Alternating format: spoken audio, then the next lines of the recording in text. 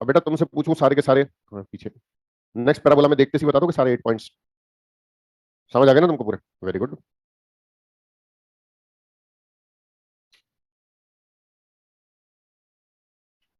जब जागो तब सवेरा। नहीं,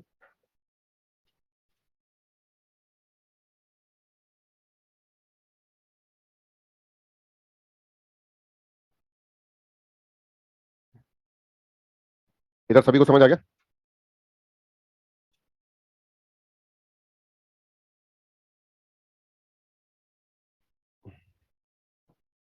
अच्छा, अब ये तो पैराबोला मैंने आपको दिया। अब एक पैराबोला और, कौन सा ले बताओ, आप जो बोलो वही लिख दूं मैं पैराबोला। वाई माइनस बीटा का whole square equal to 4a X minus alpha, तो कर लिया। एक्स माइनस एल्फा का whole square equal to 4 into Y minus beta, या minus 4 into Y minus beta, किसके निकालें? माइनस वाले के निकालें? ये कहते हैं सर थोड़ा माइनस वाले के निकालेंगे, इससे प्लस वाले के तो एक बार निकाल ही लिए इसके। तो अगला सवाल रहेगा क्या? Find all elements of the parabola X minus alpha का whole square is equal to minus 4a into Y minus beta. ठीक है, पहले तो ये बताओ जो मैंने एक्सप्लेन किया क्या सबको समझ आ गया? इस प्रोसेस को सभी लोग फॉलो करेंगे तो आंसर आ जाएगा। चलिए, अब दूसरा मेथड, दूसरा पैराबोला है तो इसके लिए दूसरा मेथड सीखते हैं। ये तो आई गया, ऐसे तो आप कर ही लेंगे। इरेज करना चालू करो इधर से। तो दूसरे पैराबोला के लिए हम दूसरा मेथड सीखना चालू करते हैं। दोनों मेथड आने चाहिए ना भाई। पहला मेथड तो कंपैरिजन वाला है, स्टैंडर्ड पैराबोला बना के उसको कंपेयर कर लेते हैं। दूसरा मेथड जो है वो कंपेयर करने वाला नहीं है। तो फिर क्या है, डायग्राम बना लो, आंसर आ जाएगा। डायग्राम बनाएंगे तो आंसर आ जाएगा। तो देखो डायग्राम कैसे बनाते हैं, एक तो पैराबोला का एक्सिस हो जाएगा, एक टेंजेंट एट वर्टेक्स हो जाएगा। ये टेंजेंट एट वर्टेक्स हो गया। कैसा पैराबोला आएगा? माइनस साइन आ रहा है तो डाउनवर्ड पैराबोला आएगा। ठीक है, ये हमें बताया कि पैराबोला जो आएगा वो डाउनवर्ड पैराबोला आएगा। इस तरह का पैराबोला आएगा, ये डाउनवर्ड पैराबोला। ठीक है, ये डाउनवर्ड पैराबोला हो गया। ठीक है, बाद में बात करेंगे इसमें क्या क्या है। और ये इसका एक लेटस रेक्टम मैंने ड्रॉ कर दिया, और एक इसका ये डायरेक्ट्रिक्स हो जाएगा। अब इन सबकी इक्वेशन क्या होगी ये हमें नहीं पता, अभी देखेंगे अभी थोड़ी देर में ये सारी चीजें। तो एक एक चीज लिखना चालू करें। सबसे पहले तो वर्टेक्स तो हमें दिखाई दे रहा है अल्फा बीटा होगा। वर्टेक्स तो सबको दिखाई दे रहा है। तो ये वाला जो पॉइंट है ये वर्टेक्स होता है, तो ये वर्टेक्स तो क्या हो गया? अल्फा कॉमा बीटा हो गया। अगर वर्टेक्स अल्फा बीटा हो गया तो ये टेंजेंट एट वर्टेक्स है। तो टेंजेंट एट वर्टेक्स तो बताओ क्या हो जाएगा? y is equal to beta हो जाएगा। हो गया कि नहीं हो गया? Tangent at vertex y is equal to beta हो गया, तो ये पैराबोला का एक्सिस है, ये x is equal to alpha हो गया। तीन बातें हमारे समझ आ गई। कितनी बातें समझ आ गई बेटा? तीन बातें। कौन कौन सी? वर्टेक्स आ गया, टेंजेंट एट वर्टेक्स आ गया, और एक्सिस आ गया। 3 पॉइंट आ गए, टोटल फाइंड करने थे 8। ठीक है, अब अपन आ जाते हैं किस पे बेटा? फोकस पे आ जाते हैं। ये फोकस होता है। ठीक है, अगर ये फोकस होता है तो फोकस और वर्टेक्स के बीच की जो दूरी होती है वो कितनी होती है? ए। फोकस और वर्टेक्स के बीच की दूरी कितनी होती है? ए। ए क्या होता है इस पैराबोला में? जो ये होता है ए, 4a होता है, तो ए होती है, तो ए तो ए ही है। तो अब अगर ये पॉइंट अल्फा कॉमा बीटा है तो इससे नीचे कितना आना है? ए यूनिट नीचे आना है, तो फोकस मिल जाएगा। तो इससे ए यूनिट नीचे आओगे तो एक्स कोऑर्डिनेट में तो कोई चेंज नहीं आएगा, वर्टिकल डायरेक्शन में चल रहे हो, वाई कोऑर्डिनेट में चेंज आएगा। तो बीटा माइनस ए, फोकस आ गया। क्या आ गया? फोकस आ गया अल्फा कॉमा बीटा माइनस ए। 4 पॉइंट आ गए, आगे नहीं आ गए? अब अगर ये फाइंड कर लिया तो चलो अब इस पे चलते हैं। लेटस रेक्टम के एंड्स फाइंड कर लेते हैं। पहले लेटस रेक्टम ले लेते हैं। तो लेटस रेक्टम के एंड्स, ये लाइन क्या हो जाएगी? वाई एक्सिस के पैरेलल है, सॉरी एक्स एक्सिस के पैरेलल है। तो इसमें वाई कोऑर्डिनेट तो बीटा माइनस ही रहेगा। अच्छा, अब इधर कितना चलेंगे? 2a चलेंगे। 2a चलेंगे तो क्या हो जाएगा? Alpha plus 2a comma beta minus A आ गया। और इधर कितना चलेंगे? L dash alpha minus 2a comma beta minus A. क्या ये सबको समझ आया क्या? क्योंकि लेटस रेक्टम की जो लेंथ होती है 4a होती है, 2a इधर चलना है, 2a इधर चलना है, तो कोऑर्डिनेट्स मिल जाएंगे। लेटस रेक्टम के एंड पॉइंट्स के कोऑर्डिनेट्स मिल गए, तो लेटस रेक्टम का इक्वेशन भी पता लग गया। क्या हो गया? y equal to beta minus A. Latus rectum का equation y equal to beta minus A, ends पता लग गए, और लेंथ तो 4a ही रहेगी। तो लेटस रेक्टम क्रैक कर लिया आपने, अरे फाइंड कर लिया, लेटस रेक्टम आ गया। कितने पॉइंट आ गए? बहुत सारे आ गए। अब क्या फाइंड करें? डायरेक्ट्रिक्स। अच्छा, अब डायरेक्ट्रिक्स और ये एक्सिस के बीच की जो दूरी होती है वो ए होती है। डायरेक्ट्रिक्स और एक्सिस के बीच की दूरी ए होती है, तो ये पॉइंट अगर एन है तो ए यूनिट ऊपर चलो, तो ये तो अल्फा ही रहेगा, और ये क्या हो जाएगा? बीटा प्लस ए हो जाएगा। तो डायरेक्ट्रिक्स का equation y is equal to beta plus A हो गया। हो गया कि नहीं हो गया?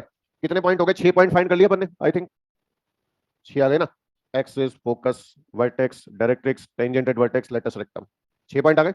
अब क्या बच गया? Focal distance. क्या बच गया? फोकल डिस्टेंस बच गया। फोकल डिस्टेंस तो जैसे अपन फाइंड करते हैं फोकल डिस्टेंस वैसे ही फाइंड करेंगे। फोकल डिस्टेंस किसी भी पॉइंट का इस पैराबोला पे फोकल डिस्टेंस क्या होता है? माइनस वाई प्लस ए होता है। हाँ या ना? बताया था ना कल, माइनस वाई प्लस ए होता है। तो माइनस वाई प्लस ए मतलब minus Y plus beta plus A हो जाएगा। और इसके पैरामेट्रिक कोऑर्डिनेट्स, पैरामेट्रिक कोऑर्डिनेट्स बताओ क्या हो जाएंगे? एक्स इज इक्वल टू क्या? 280, और y is equal to minus 80 square, ये बताया था। तो x माइनस एल्फा तो हो गया 280, और y माइनस बीटा हो गया माइनस 80 स्क्वायर। तो x का वैल्यू एल्फा प्लस 280 और y का वैल्यू बीटा प्लस 80 स्क्वायर। क्या आपको समझ आ गया क्या? तो parametric coordinates alpha plus 280, alpha plus 280 और beta plus 80 square, beta minus 80 square, ये माइनस है ना, बीटा माइनस 80 स्क्वायर। कौन सा मेथड ज्यादा अच्छा लगा? सेकंड वाला। लेकिन सेकंड वाले में बस डिस्टेंसेस पता होनी चाहिए कि वर्टेक्स और फोकस के बीच का डिस्टेंस ए होता है, और डायरेक्ट्रिक्स और वर्टेक्स के बीच का डिस्टेंस भी होता है। तो वर्टेक्स जो होता है एन और एस का मिडिल पॉइंट होता है, ठीक है। और वर्टेक्स और फोकस के बीच का जो डिस्टेंस होता है वो लेटस रेक्टम की लेंथ का 1/4 होता है। क्या होता है? लेटस रेक्टम की लेंथ का 1/4 होता है, और ये डिस्टेंस लेटस रेक्टम का हाफ होता है। क्लियर? हाँ है ना? बेटा वर्टेक्स और फोकस के बीच का डिस्टेंस ए होता है, और लेटस रेक्टम की लेंथ 4a होती है, तो ए 4a का 1/4 हुआ। सिंपल मैथ से बेटा। तो नहीं, पहली बार पैराबोला पढ़ रहे हो आप? पहले कभी नहीं पढ़ा? क्या पढ़ा था? Y square equal to 4x parabola होता है। इससे ज्यादा क्या पढ़ा होगा? नहीं? अब तुम समझ गए पूरा? तो सिंपल टॉपिक है, पैराबोला में कोई दम नहीं है। कोई कुछ पूछना चाह रहा है तो पूछो भाई। अरे जल्दी की चलो भाई, क्लास का टाइम खत्म होने वाला है अभी। शिफ्टेड पैराबोला पे ही हम। हटा दूं इधर वाला पार्ट तो पहले का है। चलिए, शिफ्टेड पैराबोला की कहानी यहाँ खत्म है। जो सवाल मैं लिख रहा हूँ हर एक स्टूडेंट की कॉपी में सॉल्व होना चाहिए कल, ठीक है। हर एक स्टूडेंट की कॉपी में वो सवाल सॉल्व होना चाहिए, सॉल्व करके ही लाना है, तभी आप क्लास में एंटर हो पाओगे।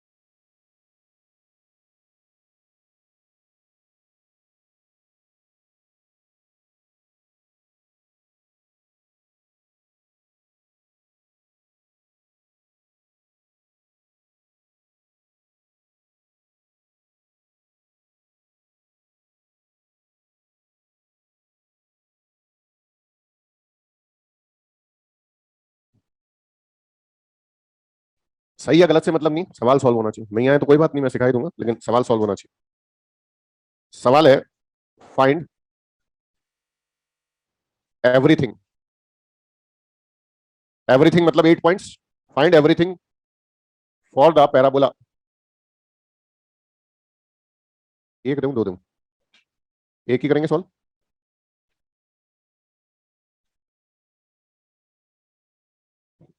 थोड़ा अच्छा है ये सवाल, ध्यान से करने वाले हैं। दो दे देता हूं, मेरी तरफ से आप एक भी कर लोगे तो काफी है। ईमानदारी से कर लो, आपकी ईमानदारी आपके साथ है, तो दोनों सवाल आपको सॉल्व करने हैं, ठीक है। 4y² plus 12x minus 20y plus 67 क्या बनाना होता है? सबसे पहले तो जो भी इक्वेशन दी गई होती है उसको परफेक्ट स्क्वायर बनाना होता है। और परफेक्ट स्क्वायर बनाने के बाद ये मत करना एक्स और वाई के कोफिशिएंट को क्या रखना है, वन रखना है। क्या रखना है? वन। जैसे इसमें एक्स और वाई के कोफिशिएंट वन बना रखे हैं ना, वन बनाने, फिर उसके बाद काम करना है। तो दोनों सॉल्व कर लेना, ठीक है। ये होमवर्क है आपका, मैंने करना बता ही दिया। पहले परफेक्ट स्क्वायर बनाओ और फिर आप उसको सॉल्व कर सकते हो, ठीक है। इसके बाद नेक्स्ट क्वेश्चन लिखेंगे, मॉड्यूल मेरे पास भी है, ये लिख लो होमवर्क। इसके बाद अगले सवाल पे हम चलते हैं पैराबोला में।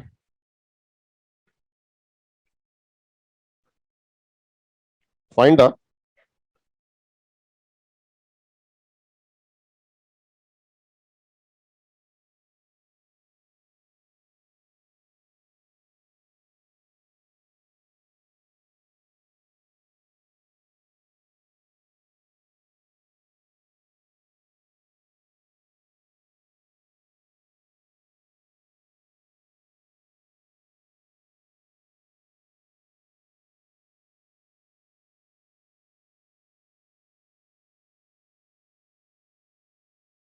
लिख लेना होमवर्क तो। Find the length of latus rectum, सवाल तो दिख नहीं रहा किसका latus rectum. Find the length of latus rectum for the parabola, for the parabola कौन सा लें, मैं लिख देता हूं फिर। X is equal to A Y square plus B Y plus C. ठीक है, find the length of latus rectum for the parabola, ये है। ठीक है, A Y square plus B Y plus सी। देखो इधर ध्यान देना, इधर ध्यान देना, मैं सिखा देता हूँ, आप करते रहोगे इसको, परफेक्ट स्क्वायर बनाने में लग जाओगे। जो मेन पॉइंट है इसकी, जो ट्रिक है वो सीख लो। अगर पैराबोला की इक्वेशन में या तो एक्स स्क्वायर का टर्म होगा या वाई स्क्वायर का टर्म होगा, जो स्टैंडर्ड पैराबोला होगा, या तो एक्स एक्सिस के पैरेलल एक्सिस होगी या वाई एक्सिस के पैरेलल एक्सिस होगी, तो या तो एक्स स्क्वायर का टर्म होगा या वाई स्क्वायर का टर्म होगा, क्योंकि ओब्लिक पैराबोला होगा तो उसमें एक्स स्क्वायर वाई स्क्वायर दोनों के टर्म हो सकते हैं। ओब्लिक पैराबोला हमारे सिलेबस का पार्ट नहीं है, समझ गए? तो या तो एक्स स्क्वायर का टर्म होगा या वाई स्क्वायर का टर्म होगा। आप एक काम करो, वाई स्क्वायर का टर्म है, सबसे पहला काम वाई स्क्वायर का कोफिशिएंट क्या बना दो, वन। वाई स्क्वायर का कोफिशिएंट वन बना दो। तो वाई स्क्वायर का कोफिशिएंट वन बनाने से आप क्या कर पाएंगे, one upon X into A equal to Y square plus B upon A into Y plus C upon A. इस तरह से वाई स्क्वायर का कोफिशिएंट वन बना दिया। वाई स्क्वायर का कोफिशिएंट वन बनाने के बाद एक्स का कोफिशिएंट चेक करो, जो भी एक्स का कोफिशिएंट होगा वो पैराबोला के लेटस रेक्टम की लेंथ होगी। तो लेटस रेक्टम की लेंथ क्या हो गई, one by A, L L dash one by A. अगर नेगेटिव आ रही है तो उसका मॉड ले लेना, क्योंकि वो तो लेंथ है।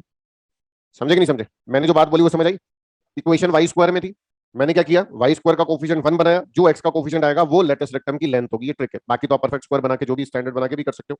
ठीक है, ये मैंने बता दिया। अब एक सवाल मैं लिख रहा हूं दूसरा, उसमें भी लेटेस्ट रेक्टम की लेंथ बतानी है।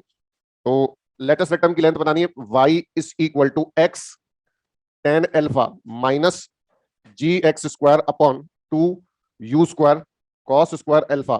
ठीक है, इससे तो फैमिलियर होंगे आप इक्वेशन से। किसका इक्वेशन है, पैराबोला के प्रोजेक्टाइल के ट्रेजेक्टरी का इक्वेशन है। बहुत आसान है, पैराबोला आता है तो फिर प्रोजेक्टाइल में क्या है, कुछ नहीं। वैसे प्रोजेक्टाइल तो सिंपल टॉपिक है, नहीं मैक्सिमम रेंज निकालना, ये करना वो करना, ऐसी तो सवाल आता है नहीं। पैराबोला अगर आपको ढंग से आ जाए तो फिर ये प्रोजेक्टाइल में क्या दम ही नहीं है। हाँ भाई, अरे आंसर बोलो, इतनी देर नहीं लगानी। अगर एक्स स्क्वायर का कोफिशिएंट मुझे वन बनाना होगा तो मैं पूरी इक्वेशन को two you square cos square alpha upon G से मल्टीप्लाई करूंगा, तो एक्स का वाई का कोफिशिएंट वो हो जाएगा। तो बताओ length of latus rectum L L dash, direct बोल सकते हैं two you square cos square alpha upon G, ये होगी। हाँ ना, देखते से बता दोगे तो लेंथ ऑफ लेटस रेक्टम, कोई दिक्कत नहीं है किसी को भी।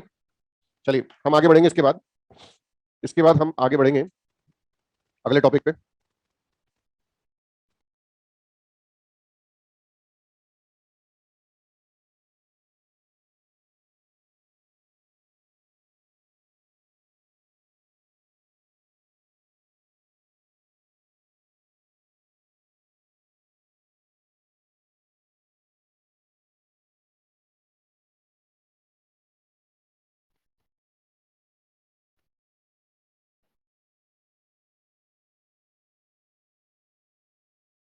अच्छा एक क्वेश्चन तो लिखो यार, तो अच्छा सवाल तो ये है। Find the equation of the parabola, find the equation of the parabola, find the equation of the parabola. इसके तीन पार्ट है, find the equation of the parabola, total तीन पार्ट है। पहला पार्ट है ए, whose focus is 1 comma minus 1 and directrix is x plus y minus 7 equal to 0, whose focus is 1 comma minus 1 and directrix is x plus y minus 7 equal to 0। B part है, whose vertex is the point 4 comma minus 3, whose vertex is the point 4 comma minus 3 and whose latus rectum is 4, and whose latus rectum is 4 and whose axis is parallel to the x axis। फिर से बोल रहा हूं, whose vertex is the point 4 comma minus 3 and whose latus rectum is 4 and whose axis is parallel to the x axis। दो part हो गए। इसके बाद है C part, passing through the point, passing through the point minus 4 comma minus 7 and whose directrix is parallel to x axis, passing through the point minus 4 comma minus 7 and whose directrix is parallel to the x axis and whose vertex is the axis, passing through the point minus 4 comma minus 7 and whose directrix is parallel to the x axis and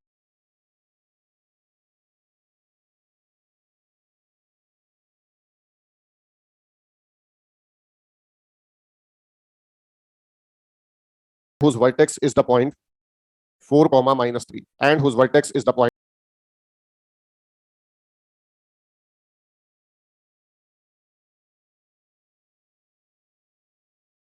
4 comma minus 3. ठीक है, passing through the point minus 4 comma minus 7 and whose directrix is parallel to x axis and whose vertex is the point 4 comma minus 3. तीनों लिख लिए, repeat करना है क्या? हो गए तीनों पार्ट? तो ये तीन सवाल है पैराबोला की इक्वेशन फाइंड करने पे बेस्ड है।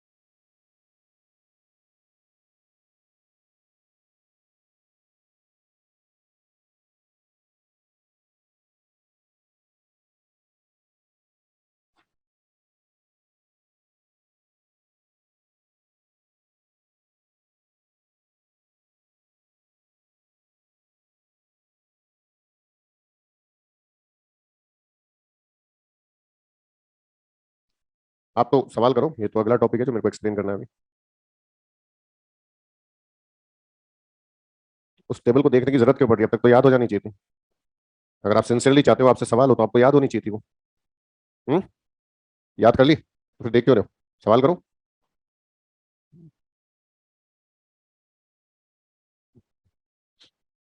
पहले का आंसर तो आ गया होगा सभी का। पहला वाला कहता है फोकस दे रखा है, डायरेक्ट्रिक्स दे रखा है।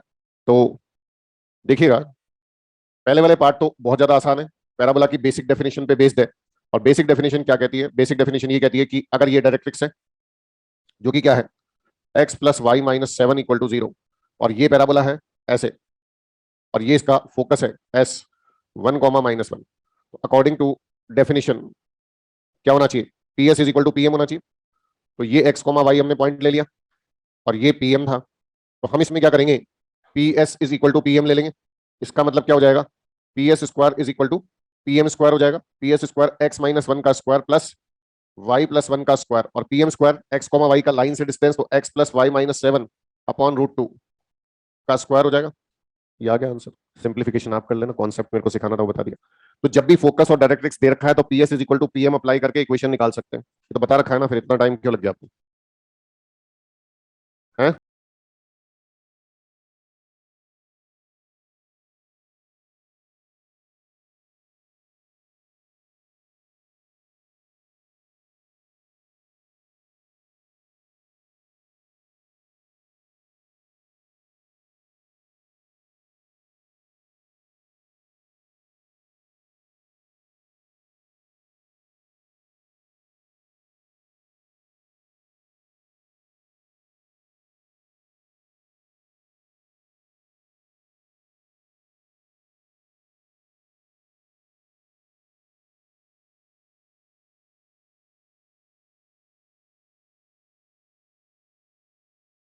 हाँ, सॉल्व तो कर लेना, मेरे को तो इतना सिखाना है, यहां तक आ गया बस, काम खत्म।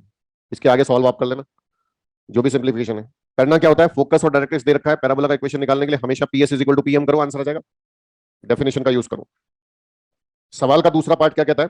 सवाल का दूसरा पार्ट ये कहता है कि 4 कॉमा माइनस 3 इसमें क्या दे रखा है? वर्टेक्स दे रखा है। और लिखो, जल्दी लिखो पहले तो। 4 कॉमा माइनस 3 वर्टेक्स है, लेटेस्ट रेक्टम कितना है? 4a है, और एक्सिस किसके पैरेलल है? एक्स एक्सिस के पैरेलल है। तो चलिए सेकंड वाला पार्ट भी देखते हैं। अगर इसकी एक्स एक्सिस, अगर इसकी एक्सिस एक्स एक्सिस के पैरेलल है, तो मान लिया ये इसका एक्सिस है। क्या मान लिया?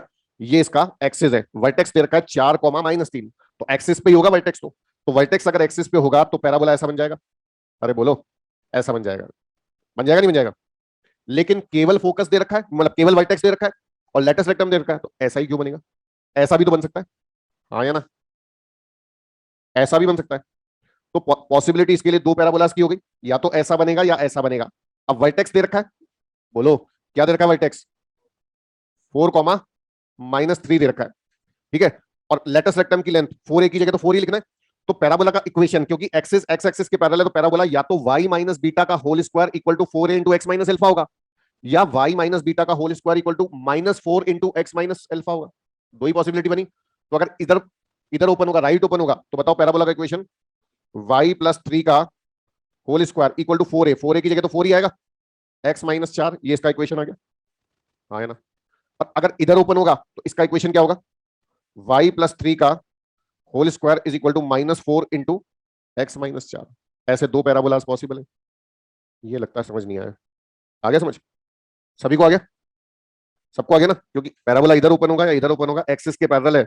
अगर एक्सिस एक्स एक्सिस के पैरेलल है तो y माइनस बीटा का whole square equal to 4 into X minus alpha, या y माइनस बीटा का whole square equal to -4 into X minus alpha. Depend करेगा लेफ्ट ओपन है या राइट ओपन है। तो दोनों केस में इक्वेशन लिख दिया हमने।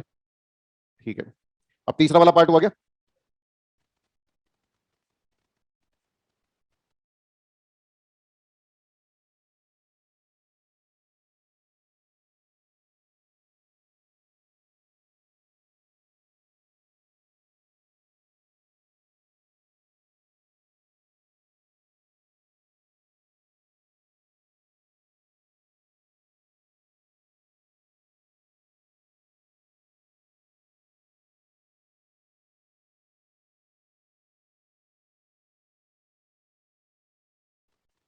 क्या आएगा तीसरे वाले पार्ट में?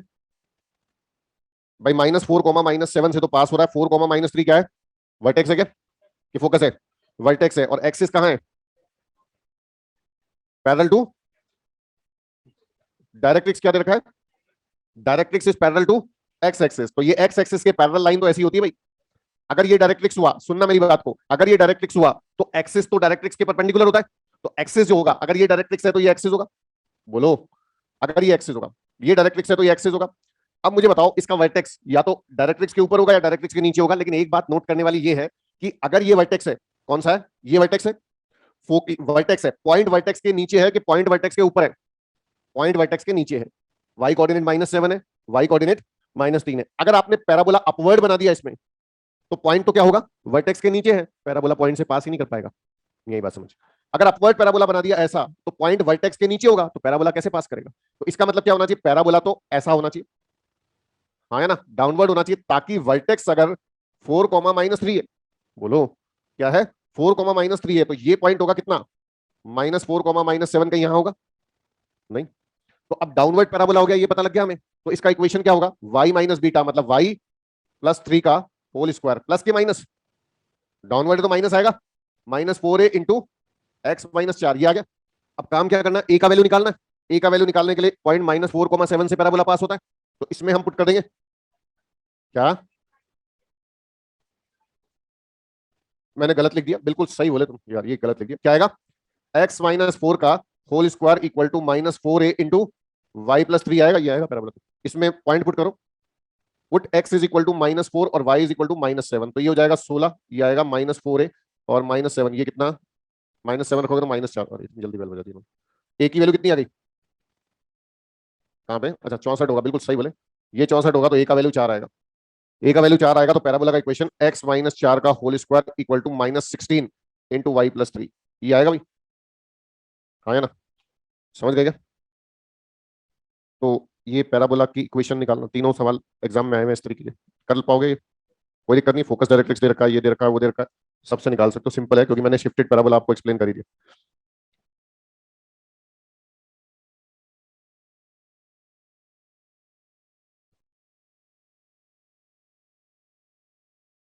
बोलो भाई।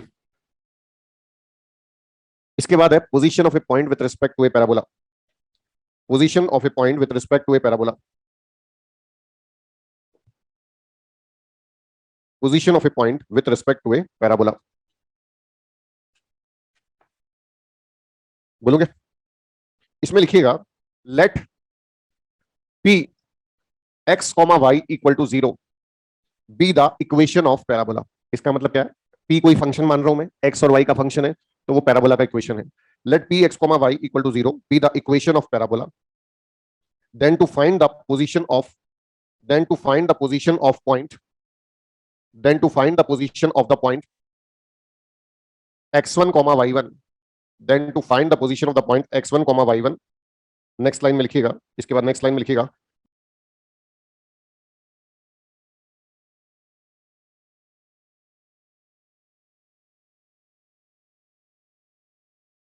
Make the coefficient of X square and Y square non negative. Make the coefficient of X square and Y square non negative. X square और वाई स्क्वायर के कोफिशिएंट जो भी हैं उनको आप क्या बना लो, नॉन नेगेटिव बना लो। ठीक है, नॉन नेगेटिव बनाने के बाद अब आपके पास क्या क्या केस होंगे। जो पैराबोला का इक्वेशन है उसमें आप x1 y1 रख के देखो। ठीक है, हो सकता है ये ग्रेटर देन 0 आए।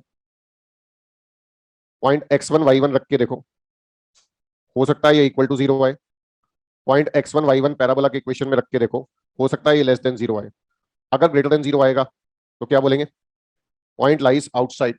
लिख लो जल्दी जल्दी, पता है आपको। अगर ग्रेटर देन 0 आएगा implies point lies outside. Equal to 0 आएगा implies point lies on the parabola. और लेस देन 0 आएगा implies point lies inside the parabola. तो ये पैराबोला का इनसाइड होता है। ठीक है, और ये पैराबोला का आउटसाइड होता है पूरा। इनसाइड ये होता है पैराबोला का। ऑन द पैराबोला मतलब पैराबोला पे लाई करना। इस केस में point lies outside the parabola, second वाले केस में point lies on the parabola, third वाले केस में point lies inside the parabola, तीसरे वाले केस में point lies inside the parabola.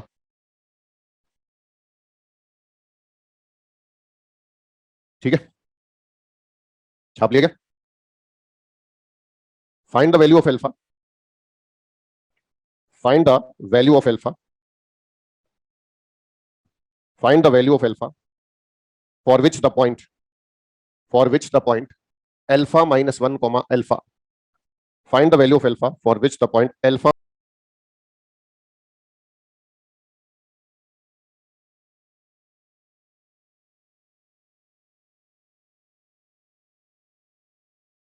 minus 1 comma alpha lies inside the parabola y square is equal to 4x. Find the value of alpha for which the point alpha minus 1 comma alpha lies inside the parabola y square is equal to 4x. ठीक है, next class में मिलेंगे। अच्छा, आप यहीं बैठे थे, मुझे लगा आप ऊपर।